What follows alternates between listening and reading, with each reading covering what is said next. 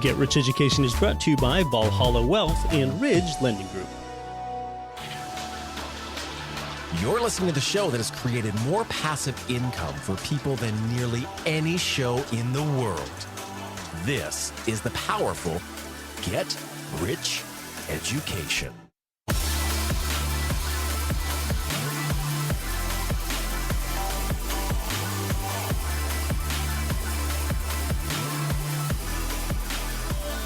Welcome to GRE, Get Rich Education, episode 173. I'm your host, Keith Weinhold, here to spread the abundance mentality gospel. I've got to, because the scarcity mentality is abundant and the abundance mentality is scarce. And today we're talking about turnkey real estate investing in a specific geographic market. Later in the show, we're also going to touch on just how a real estate investor gets started with buying a property, those steps like pre-approval with the lender, writing an offer, the property inspection, appraisal, and quite a bit more. First, I just want to quickly tell you two things that you've probably never heard before. Don't move to a low-tax state to reduce your taxes, and quit investing only for your long-term future. What am I doing right there? What kind of financial blasphemy is that? Look, don't move to a low-tax state just to reduce your taxes. You know how I say, don't follow money, make money follow you. See, put yourself in a position where you have options and you don't have to move to a location that you otherwise wouldn't want to live there for just for the sake of tax savings, because see, now you've made yourself vulnerable, or you might even be showing yourself as financially fragile enough such that you had to let tax policy dictate where you're going to live the rest of your life. That does not sound like a life by design. Just live your life where you're truly happy, whether that's near your family or if that's recreational interests or whatever. Don't live life for tax treatment. What we do here, and really what we're discussing again with today's guest, is how you create a geographic arbitrage for yourself and invest in the best markets without having to live there yourself. I think you know that I reside in one of the 7 states that currently have no state income tax, but that's merely a coincidence. And then secondly, I said, quit investing only for your long-term future. Maybe that sounds irresponsible until you think about it. Quit investing only for your long-term future. That's all that most people do in a 401k or a 403b type of plan, where you're only going to tap that income stream starting between ages 59 and a half and 70 and a half, and you must start paying tax on it at that time as well. Instead, investing for both today and tomorrow at the same time, that's what passive income investors do, and they typically achieve better returns and more tax efficiency too. So there you go.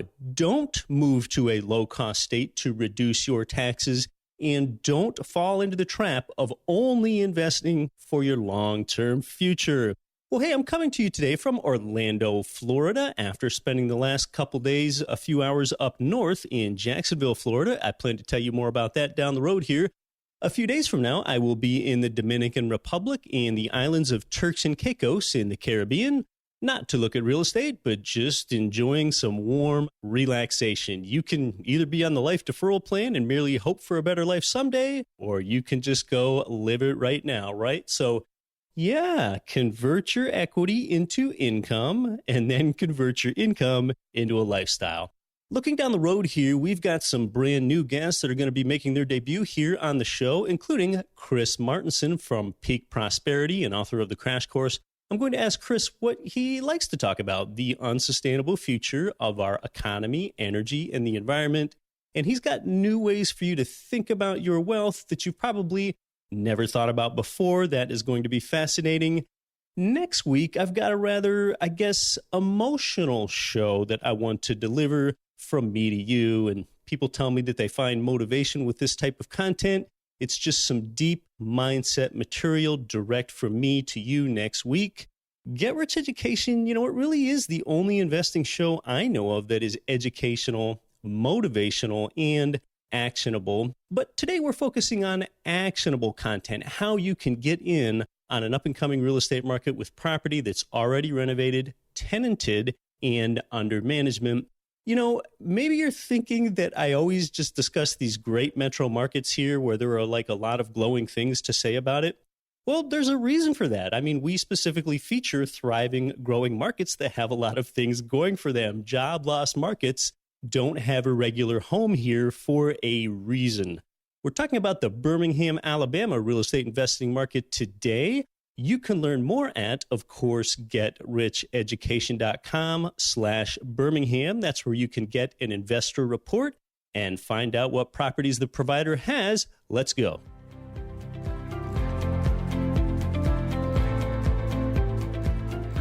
Well, representing Turnkey Property in Birmingham, Alabama, I'd like to bring back onto the show Maureen McCann.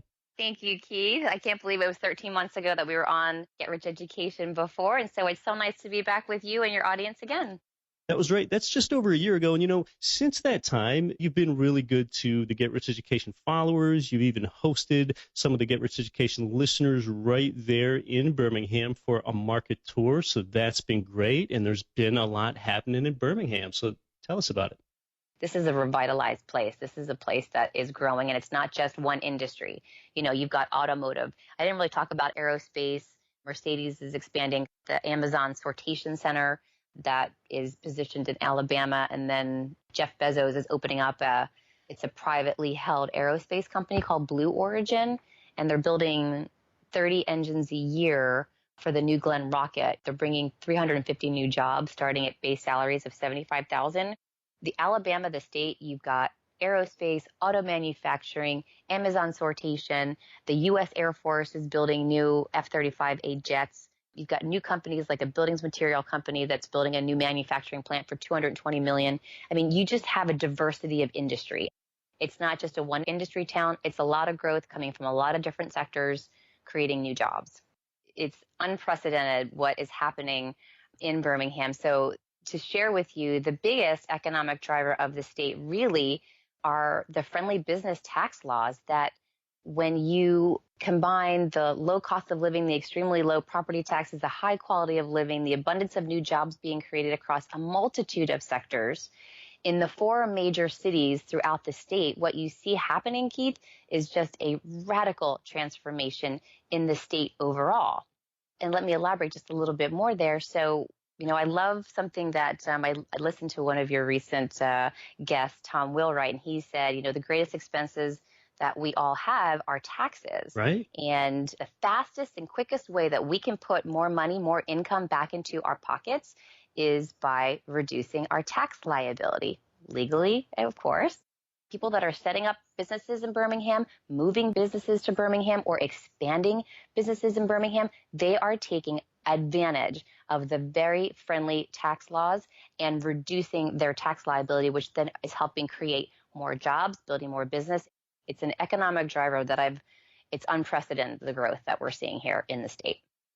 Americans are becoming more used to migrating for economic reasons than they had in generations past. The state of Alabama has that low cost of living, has that business-friendly tax environment.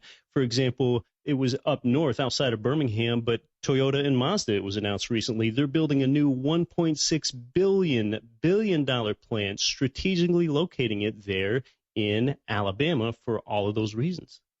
You are exactly right. And that was just recently announced, I think on January 9th. So you are up to date on current events. Yes, it's no secret that Birmingham is an auto manufacturing hub. You've got Honda, Mercedes, Toyota, which was doing engines just before. Now they're doing Mazda and Toyota are coming together to build that manufacturing plant. And when you think about it, if you're going to be coming in and setting up that type of quality manufacturing plant, you're planning on doing business there for quite a long time. Yeah, that is a long-term investment. A lot of money and a lot of research go into decisions like that. We've had geopolitical strategist Peter Zion here on the show, and we were just kind of talking about the state of the states, what's going on in all 50 states. And Peter really singled out Alabama as the number one state for per capita direct foreign investment. Now, just within the Birmingham metro, Birmingham being the largest metro area in Alabama and located almost smack dab right there in the center of the state, Birmingham's gross domestic product growth has been in the top 15% of all U.S. metros. So let's just chat some more about Birmingham and just what the drivers are there in the metro. The downtown Birmingham, it's a vastly different place than it was 5 to 10 years ago, thanks to a number of catalytic projects and initiatives that have shaped the course of the city center. One of those catalysts was the Alabama Historic Renovation Tax Credit. Not a deduction, but a tax credit, which offers generous tax credits to investors who revitalize existing buildings and infrastructure while preserving and rehabilitating Alabama's historic properties. So what that has meant for investors coming in with private capital, it's staggering the numbers. I was doing some research prior to us meeting here today, and I know it's over $4 billion. I'm going to say $2 billion just in the Birmingham metro area, because if I were to take you and your listeners on a tour, which is what I do with investors every month, I do an investor tour. We start off at the home office, and then I take the investors through all of the growth, the downtown area first, and then I take them up through the suburbs to where we do the rental properties. If I were to take your investors on a tour, what they would see currently under construction in the Birmingham metro right now are 29 multi-million-dollar projects. We would pass the UAB football operations. That's a $22 million project that's going on right now. The UAB School of Nursing is expanding, adding 72,000 square feet at a cost of $32 million. Okay, this is University of Alabama, Birmingham, UAB, Birmingham. for those that don't know. Yes, there is a distinction. Roll Tide, that's in Tuscaloosa. This is in the Birmingham area. So we see these new developers coming in. The Vesta Apartments, there's 318 luxury apartments. Luxury in Birmingham. Think about this, what's going on here. I mean, to give you an example, there's a beautiful building downtown. It's called the Pizitz Building, and it's a mixed-use commercial building. The 2-bedroom, 2-bathroom condos are renting right now for $2,000 to $2,200 a month in downtown Birmingham. Just to kind of give you an idea, it's not a $600 a month rent. It's a $2,000+ rent for brand new rental properties or apartments, and they look amazing. Yeah, and that price point is often reflective of the quality of the amenities there and the urban revitalization that's taking place, reflected in those higher rent amounts. I could take you from street corner to street corner, as I do with my investors when we're there physically, and I could show you a $40 million, $50 million, $20 million, $90 million project, either recently completed, which we just had 12 projects recently completed for a total of $305 million. We've got 29 currently under construction with another 15 proposed. And this is all in the city of Birmingham. Yeah, Maureen, so you've really got the cranes in the air effect there in Birmingham, in quite a transformation in a place where people, Birmingham, Alabama, they just don't necessarily expect that transformation to take place. In fact, since the last time you were here on the show over a year ago, we hosted Get Rich Education listener Eric Pratt on the show, and he was talking about his visit to Birmingham that he just took last year after listening to you on the show. And that was the first time that he had been there in decades, and he couldn't believe the revitalization and the turnaround. This city is just bustling with activity. It truly is. Birmingham is truly the American revival story. It really is a Renaissance city. You'll see repurposed warehouses. You will see new, laudable, award-winning restaurants with award-winning chefs in formerly broken down storefronts. Now you've got this old world charm that's been preserved, mixed in with this contemporary modern marriage of these buildings downtown. I mean, it is something to really see. And I'm going to jokingly just share with you that when my business partner, Clayton Mobley, approached me, I don't know, it's almost 5 years ago now, and he invited me to come check out Birmingham, I remember getting on the flight, and I remember having this sort of reaction of like, oh, what's in Birmingham, Alabama? Right. I think that's people's normal gut reaction. Exactly. And I tell you, like 5 years ago, Birmingham did not look like the landscape that it does today. But I saw what was happening. At that point, there was only $100 million invested into this city. Now we're talking into the billions. And Keith, really to paint a picture of what is happening in this revitalized, revived, beautiful, radically transformed city, it's impossible for me to describe. It's just something, maybe you can just hear the excitement in my voice. It is so fun to go visit the new restaurant that's opening, or go to the Redmont Hotel and go up to the open air rooftop bar, to visit and view the skyline. Like, there's just so many really cool things that are happening.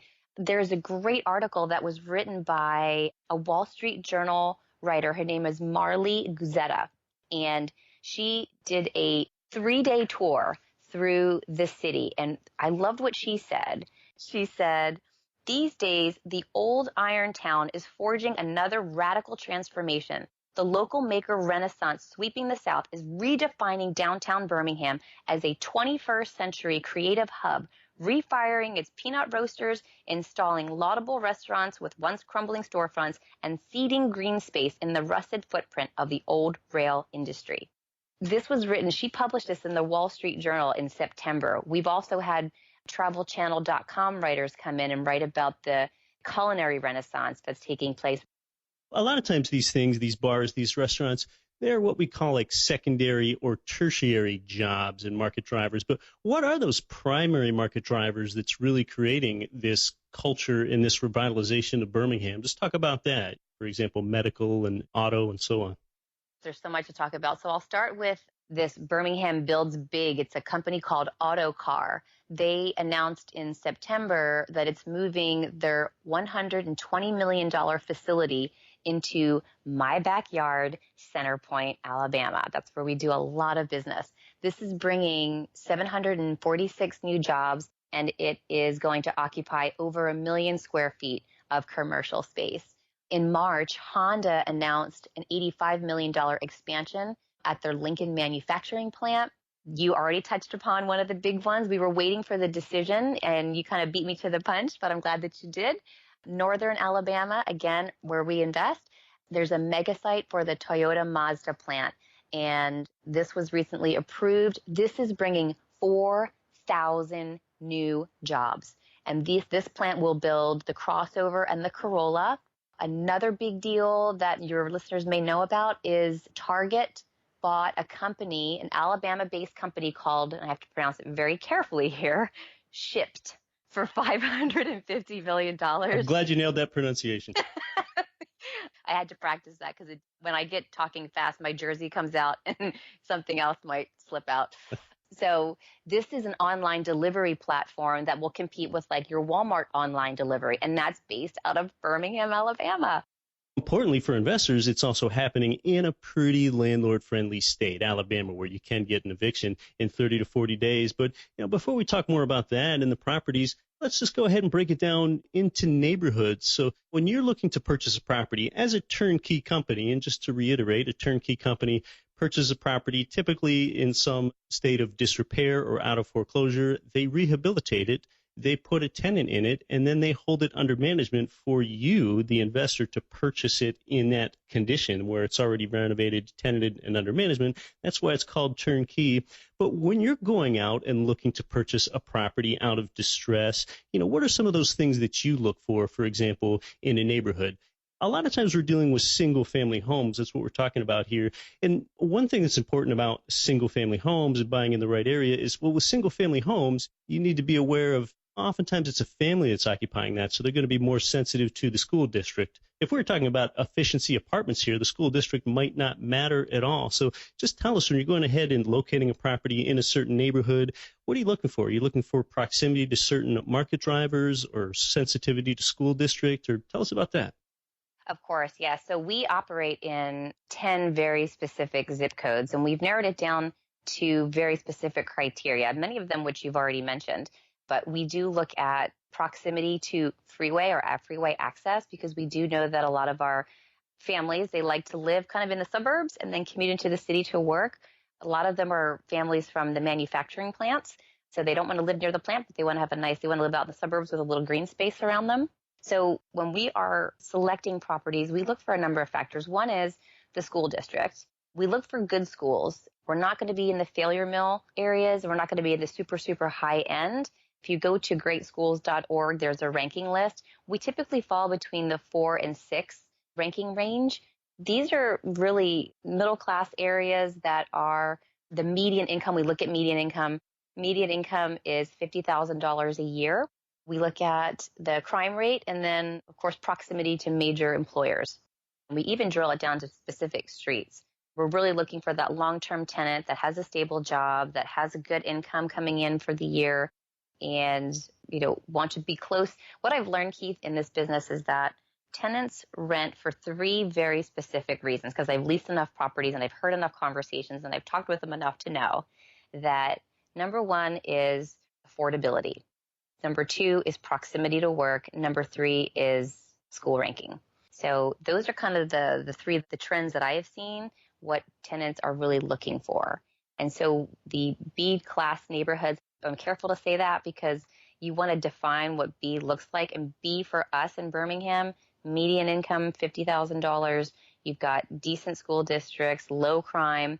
You don't have any burnouts. We don't have any vacant lots. Those types of metrics is what we're looking for. That is perfect. Yeah, I mean, that often defines a sweet spot in a turnkey market there. Yeah, and those three, what your tenant's looking for, gosh, that's so important. I mean, your tenant is your customer. Number one, affordability. Number two, proximity. And a decent school. That's just so key to being a profitable investor, knowing what your tenant wants and then giving that to them. So with the character of those single family properties in those 10 zip codes that you deal with, what's just kind of a typical price sweet spot as far as the rent income and then the purchase price of the property for an investor? How does that look today in Birmingham? It looks great. Our range is between $80,000 and $125,000 for that B-class neighborhood. Our median price point is $104,000, and that $104,000 would bring in about $1,000 a month rent, so very close to the 1% rule. What's sort of typical for that rent amount, $1,000, and purchase price, $104,000 as far as bedrooms, bathrooms, square footage? That's your typical 3 to about 1,500 square feet. There's a lot of homes in Birmingham that are built on basements. So as the company that's doing the construction on them, we look at and evaluate if we can increase the value of the property, such as refinishing a basement, or if it's partially finished, completely finishing it, adding a bedroom or a bathroom in that space. We can make the whole basement full living space, because there are some families that are supporting their parents, and so they want to have sort of an in-law suite. So we do convert sometimes those basements into in-law suites so that we can, one, really just increase the value of the property, and two, capture a higher rent. Okay, maybe that way some extended family comes in, and that probably helps with longer-term tenant retention. Yes, one thing that also helps with long-term tenant retention is we do not provide any appliances in our rental properties. And the first question that I usually get from a prospective client is, oh, well, do you have difficulties renting those? And the answer to the question is no. The benefit to the investor is that, you have these variable costs that if you can minimize them or eliminate them altogether, then it provides us the opportunity to deliver a consistent year-over-year rate of return to our investors. And so if anyone has ever owned rental property, which I'm sure some of your listeners have, and they've had appliances that have blown up or malfunctioned, it's very expensive to replace, repair, or service. And so in order for us to mitigate any loss of our investors' capital and protect it, we just remove that variable, place that onus on the tenant as their responsibility, and therefore we can continue to get the cash flow consistently coming through the rental property. Gosh, I'm so glad that you brought that up, Maureen. Now, to some of you listening that might not be familiar with this, many parts of the country, oftentimes in the South, including other markets like Memphis, Little Rock, and here in Birmingham, that is pretty typical that appliances are not included with the rental. So sometimes as you're driving around some of these metros, you notice all these used appliance stores, and that's why there's a market for this. And so from your perspective as an investor, well, of course, there are fewer maintenance and repair things that you need to deal with on the appliances, but then additionally, you might just keep a tenant there a little bit longer, or else they have their own appliances that they have to move in and move out as well. So this is actually fairly typical in a lot of these cities. Precisely. And it's like an anchor. I mean, we only do 2-year leases. And then if you've got a family in place that has appliances to move, whenever that little rent increase comes up, they kind of weigh that decision of, do I really want to have the cost of moving and all these and appliances, or are we just going to stay and pay the $25 more? Right. Some choices are just easy. And what is your average or your median tenant duration there with the turnkey properties that you have under management for investors? So it starts with a 2-year lease, but what's it looking like for the average length of stay, Maureen? We are right now operating at 39 months. It was 37 months when I was on your show last. We're now at 39. We have tenant retention, long-term tenant stays. Our current renewal rate is 61%. So we get tenants, they stay, they renew.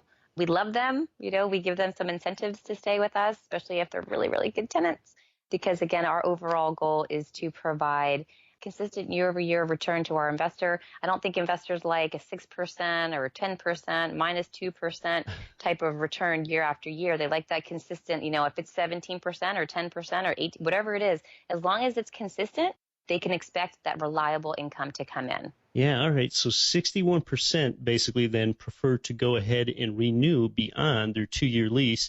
And then I know within your 2-year lease there in Birmingham, after year one, the midpoint of that 2-year lease, you also have a rent escalator that's typically built in. Yes, typically about $25. We do increase the rent. Okay, and maybe an investor's thinking $25. So, well, that's not really much, but that does go directly to your cash flow when you get an additional $25 rent increase, and that's something that's already built in at the signing of the lease initially. So let's talk some more about why we do have 39 months of retention, Maureen. Let's talk about some detail with the upgrades and the fixtures that you perform on a property there in Birmingham before you go ahead and turn around and tenant it and sell it to an investor. What do the upgrades look like?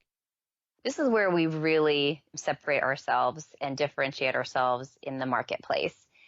There is no other turnkey operator that I know of, and you probably speak to more than I do, Keith, but there's no one that I know of that is doing granite and the kitchen countertops. We do zero carpet. Anyone that's owned investment properties, carpet is expensive to replace and to clean. And most oftentimes it doesn't even last through one tenancy. You've got to replace it with something new. So we just put very, very long-term, durable, aesthetically beautiful items in our rental units, such as the flooring. Again, it's either refinished hardwood floors or luxury vinyl plank tile. We do ceramic tile in the kitchen and bathroom with ceramic sound and quote-unquote the master. We do granite in the kitchen countertops. One thing that we really do that we love is that we modernize the interior of the configuration of the house. So if they're, a lot of these older homes, they're very boxy, Keith, and so you want to make a more open floor plan. And so any of those support walls, we have to leave. Anything else, we'll knock down and move so that we can create a very open living space. And when a prospective tenant walks in, when they get to see the granite countertop, most renters are used to seeing a Formica countertop or, those white tile countertops with the grout that's a different shade of white. They typically really like those nice, finer features. Everything is brushed nickel throughout. So the doorknobs, the hardware, the faucets, all of that is brushed nickel, all the doorknobs. So you're not going to have any like brass mixed with nickel, mixed with gold type of hardware throughout, right? All of the outlet covers and face plates, they're all white. They all match. We do a very, very neutral color. It's called Baskin beige. We do that on the wall, white on the trim, all new window coverings. When you walk in, it doesn't feel like the typical rental apartment or house. It's just something different. This is one reason I just personally love turnkey real estate investing so much. You do this at scale, you do get those economies and efficiencies, and you can make strategic upgrades and do it in an economic sense. That way, well, when Maureen and I come back, we're going to talk more about the advantages of turnkey real estate investing, including the fact that when you close, not only are you closing on a property, you're basically closing on a tenant too, because their properties are typically tenanted on the day that you buy. You're listening to Get Rich Education. I'm your host, Keith Weinhold. MC Laubscher is the host of the top-rated business and investing podcast, Cash Flow Ninja, and also the president and chief wealth strategist of Valhalla Wealth. They help busy people build wealth outside of Wall Street by strategically combining their clients' cash flow statements with the financial vehicle of the wealthy, according to the infinite banking concept. If you are interested to learn how to perpetually multiply your wealth, you can access an exclusive webinar at yourownbankingsystem.com. Cash flow real estate investors, if you're looking for a mortgage loan with a company that specializes in investment property loans, it's Ridge Lending Group. They provide income property loans in almost every U.S. state. Ridge has worked with tens of thousands of investors and homeowners all over the country. In fact, with ethics and transparency, they've helped more people realize their dreams through real estate investing than any other mortgage lender in the country. Get started at ridgelendinggroup.com. Hey everybody, this is Matt Bowles from Maverick Investor Group. You're listening to Get Rich Education with Keith Weinhold, and don't quit your daydream. Welcome back to Get Rich Education. We're talking about turnkey real estate investing in an up-and-coming, bustling place of Birmingham, Alabama with Maureen McCann. So, Maureen, importantly for the turnkey investor, when they purchase a turnkey property through you, they already have it almost in every case, 9 out of 10 times or more. They already have that sort of filled with a tenant. So you're kind of buying a property, and then you're sort of buying that tenant income stream at the same time. Talk to us a little bit more about how you qualify the tenant there before placing them into a property that you go ahead and sell to an investor. Well, we're definitely not the type of property management company that's just trying to fill places with bodies. We are very, very stringent on our selection criteria. And we have to be, because essentially our investors are asking us to screen the tenants efficiently so that we can protect their capital and mitigate any loss of that capital by keeping a good tenant in place. So essentially we kind of screen them on 4 points up front. If we get a call, which we typically do, we advertise in a variety of ways. But when we get the call from the prospective tenant asking about a particular property, we ask them very 4 specific questions. One is, what is their current credit score? It has to be 580 or higher. They have to have 3 times the total monthly household income has to be 3 times the rent. They have to not have any prior evictions or convictions on their background, and no Section 8 vouchers. So if we can qualify up front, those are the 4 qualifying questions. Once they pass those, we'll take an application. Then we do the full background check, the full criminal check. Anything that comes up that is a red flag, we pretty much just cancel the application. So out of 4 applications, Keith, we reject 2. We really do have a 50% rejection rate. We have a lot of interest in our properties. We just have to fill them with the right kind of tenant that's going to be long-term. I call them pay and stay. We need the pay and stay tenant. Yeah. Pay and stay is what we want. Okay, so you're not taking Section 8 tenants. I know sometimes investors, there are actually several that prefer Section 8 tenants. And for those that don't know, we're talking about government subsidized housing. And then there are many that don't want it. Why do you not want Section 8 tenants? The guaranteed money is great. We've just seen that in previous experience that the renovation costs after the move out tend to really erode a lot of the profits. Okay, that's a good answer. In some markets and in some use types and property types, Section 8 works better than it does in other places. So importantly, you have both the turnkey company and the management company in-house. That way, when you go ahead and sell a property to an investor, you guys have a long-term vested interest in that being a good relationship, because you're also holding it for that investor long-term for the management. So just go ahead and talk to us about that sort of transition between the turnkey company, the sale, and then the management, where you give the investor the option, most exercise, of holding it for your in-house management. Absolutely. So we believe that it's critical that in order for our company to be successful, then our investor has to be successful. And we don't believe, although I think it's an option that can work, we just like to keep the property management in-house. And the reason is because we have a vested interest, like you said, in the long-term performance of that property. And whenever a client, an investor comes to us, they're really looking for a safe place to put their capital where they're going to get a consistent year-over-year yield, not have to take too many phone calls, and just collect their check. And with the property management being in-house versus being farmed out to a third party, us as the seller of the property also really care about the long-term performance of the property. And I'm not saying that may not be true outside of this particular business model where the property management is in-house, but I think when you're looking at risk and you want to mitigate your risk a little bit more, having the seller and the property manager be this one and the same, knowing that we're all pulling the rope in the same direction and we all want the same thing. We want the tenant to be in place. We want the tenant to pay so that the property performs long-term. Then this is the win-win situation that is set up. Well, let's talk about who your typical investor is, Maureen. I know there you have about 10% foreign investors. So we have about 90% domestic investors, most of that 90% coming from outside the state of Alabama. There are people looking for a place, really kind of smarter money, oftentimes coming from the coast into a market that makes sense, like Birmingham. And are a lot of them putting a 20% down payment on it? Is that typically how they're structuring their buys? Very typical. Yes, they're leveraging into as many properties as they can, and rightly so. I think it's a great way to do that. You're right. The coastal cities are where we find a lot of our investors. 42% of them come from Southern California. It doesn't make you wonder why. There's a lot of home equity that's there that's untapped that smart investors use to take out lines of credit and disperse those funds into multiple cash flowing units coming back to them. So yes, the majority of our investors, they do use leverage, bank financing, mostly 20% down.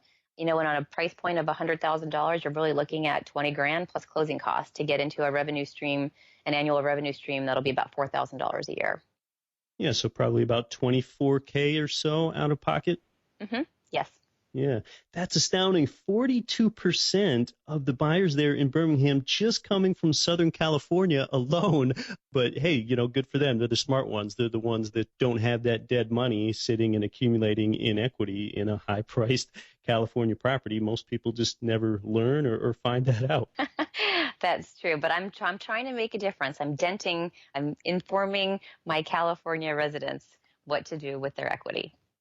Hey, you know what, Maureen? I always like to ask kind of what's something that makes being an investor in your city different than it does in others. For example, I think I brought it up before, like in Dallas-Fort Worth, for example, there are a lot of clayey soils there, and the tenant often needs to water that yard so the clays don't expand and contract.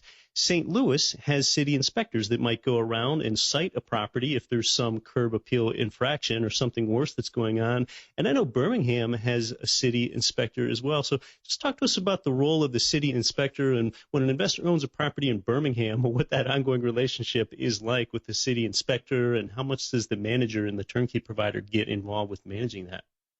Very much so. So yes, the city inspector in Birmingham, he really loves his job. He really does. It's one of those things that I actually share with the investors that it's actually a good thing. You want a city inspector who really is diligent and, almost vigilante in his, finding something wrong or that's something that's aesthetically displeasing that needs to be taken care of. And so if we were to miss it and an investor were to get cited with a letter arriving in their mailbox saying, hey, this property has too tall grass, or you've got a lawnmower sitting in the middle of your lawn, you've got to move it, whatever the infraction is, if we don't catch it first, we basically just instruct the investors to give us a call, send it into our property management company. We go ahead and rectify the situation. We notify the tenant that they've got 24 hours to rectify the situation. If they don't, we're going to send in our crews to do the work and then charge them an additional 15% on top of the work. So that typically gets the tenant to do what it is that we need them to do. And so really the city inspector for us and for our clients, I think is really just a good second pair of eyes to make sure that the property is being taken care of. That's how I look at it anyway. Yeah, there are a few ways to look at that. For you, the investor in California or Oregon or New Jersey or Massachusetts, maybe you see that as an occasional little disruption or a little information that you didn't expect to get. But yeah, that is a third-party check on how your property is doing at the same time. So there are a couple different lenses through which you can go ahead and view that. It's sort of an independent check that you really don't need to pay for. But to make things approachable for an investor, Maureen, and, this is information that really applies to any turnkey market, can you just kind of quickly go through those steps of what an investor should expect in order to go ahead and take the first step that once they do want to purchase a property there in Birmingham, just as far as, well, before they even get that far, they want to have lender pre-approval, and then there's an offer that's made, and then there's an inspection, and then there's an appraisal. Will you just walk us through that for a few minutes, especially just for the beginning investor or the investor that has not purchased out of state yet? Sure. The beauty of this out-of-state investing is that everything is done remotely and online, and of course through FedEx with the closing documents. But I'll take you through the A to Z. So once an investor is really interested in our marketplace, then they begin the property selection, and that really comes just the properties are delivered through their email. Pick out a property, let us know. We collect all the information that we need from how you want it titled to who's your lender, how much do you want to put down, do you want the home inspection, termite inspection, septic tank inspection, et cetera, et cetera. Then once we have all that information, we generate the contract, we send it out through an online system called DocuSign. Contract is signed and sent back. That's then forwarded on to the lender. Usually, like you said, Keith, the clients come pre-approved. If they're not, we're happy to introduce them to some of our preferred lenders, some of which have been on your show as well. Yeah. They're very reputable. They're very well known. This becomes a very small place once you've been doing this for 10 years like I have. You really know who are the good lenders, and you've had them on your show. Thanks. I use them myself. And so typically we would just do a nice introduction to the lender, get pre-qualified, do the property selection, send out the contract. It comes back to us. We send it to the lender. Then the lender will be communicating with the investor on what documentation is needed. By the time all of that time passes, the property is renovated. We get to the closing table. Everything, again, is done remotely. It's all coordinated by my closing transaction coordinator. He makes sure that the lending team, the investor, the title, and the closing attorney are all collaborating to make sure that the closing goes very smoothly. The formal documents are sent directly from the closing attorney for a signature, for a wet signature.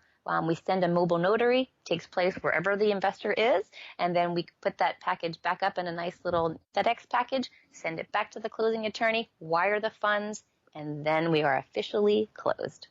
Yeah, so your closing really takes place in your home or your place of business, and I've had a mobile notary come to where I live in Anchorage to go ahead and take care of those documents and take care of that closing.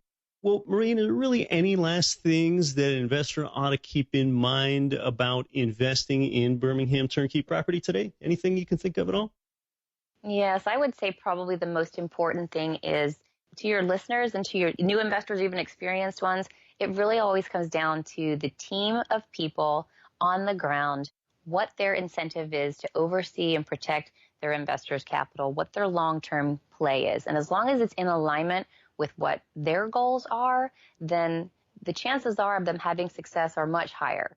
Because you can buy, Keith, you can buy an investment property anywhere. You can get lured in with the really low, here's your $30,000 property with a 20% cash-on-cash return, right? But then who is the team on the ground that's going to ensure that return is consistent?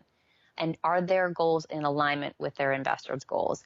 And I think you have a higher degree of success if you can find the right team that provides a quality product that can deliver that year-over-year consistent return with great customer service.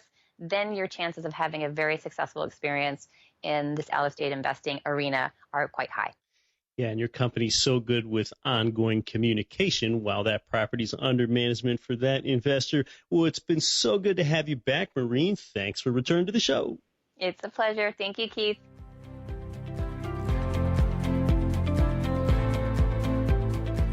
Well, yeah, a nice update on the bustling Birmingham market. You can connect with the provider there where they've written a market report for you, and that is at getricheducation.com/Birmingham.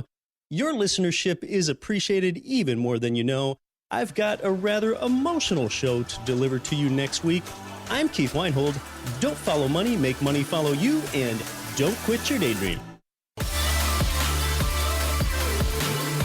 Nothing on this show should be considered specific, personal, or professional advice. Please consult an appropriate tax, legal, real estate, financial, or business professional for individualized advice. Opinions of guests are their own. Information is not guaranteed. All investment strategies have the potential for profit or loss. The host is operating on behalf of Get Rich Education, LLC exclusively. Ranked by Forbes as one of the fastest growing cities, Orlando, Florida has a big and diverse economy, yet still features affordable rental properties that cash flow. Our boots on the ground turnkey provider, Greg Bond, wrote a special report to help you discover the amazing market of Orlando. Request your free copy today. Visit getricheducation.com/Orlando. That's getricheducation.com/Orlando.